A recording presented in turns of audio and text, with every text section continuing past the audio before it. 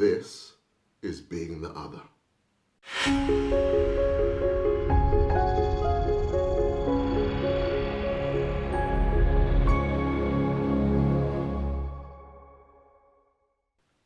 Welcome back. I'm Dr. Dwight Turner. This is Being the Other. And what we're going to do is we're going to talk a bit about what it's like to be the other when you actually want to have a voice, when you want to stand up for your rights in some way. Now, I started off this session by actually kneeling down like Colin Kaepernick, the American football player in the States, who's campaigning for civil rights over there. One, because it actually shows my solidarity with his fight, and two, because it actually shows us just how difficult it is to be the other and to actually complain about one's treatment by the majority. It's hugely problematic. Now, Kaepernick is just one of many sports persons, musicians, artists, even just regular people on the streets who've stood up over the years and fought for what they believed in. And what we're going to do is cover some of these people and just the types of voices that they had and the troubles that they ran into. For example, there's Rosa Parks, who, in her act of defiance, by sitting at the back of a bus driven by a white man who ordered her to give up her seat, her actions became a symbol of the civil rights fight of the 50s and 60s in the US, and also had a huge influence over here in the UK and on myself personally. You know, these are people who we realize now, looking back, stood up for what they believed in. They wanted something more. They believed in something more. And in taking the most simple of routes, irritated, annoyed, put out, the majority, not that I particularly care, they did what they needed to do in order to be seen and acknowledged and respected. Then there were the suffragettes, led by Amelia Pankhurst, if I pronounced that right, hopefully, who actually took up the fight for women's rights, for the right for women to vote here in the UK.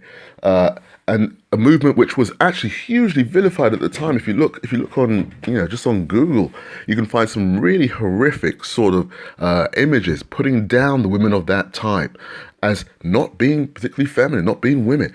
So even in what was actually quite a peaceful demonstration a lot of the time, these women were actually seen as a huge threat, a bit like Rosa Parks was, just by sitting down, resting her feet in the bus. And then there was the activist, the LGBT activist, Harvey Bernard Milk.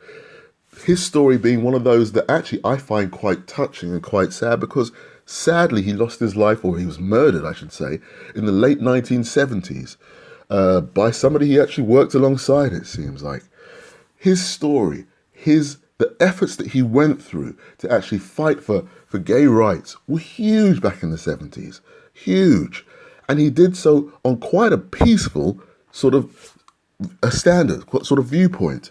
Amazing man. And then we come back to someone like Colin Kaepernick, who is not by any means the first sports person to use their position to fight for civil rights. Muhammad Ali did it. Arthur Ashe did it. It was also a big factor of the 1968 Olympics, when two athletes raised their fists in defiance at their treatment as persons of color in the US.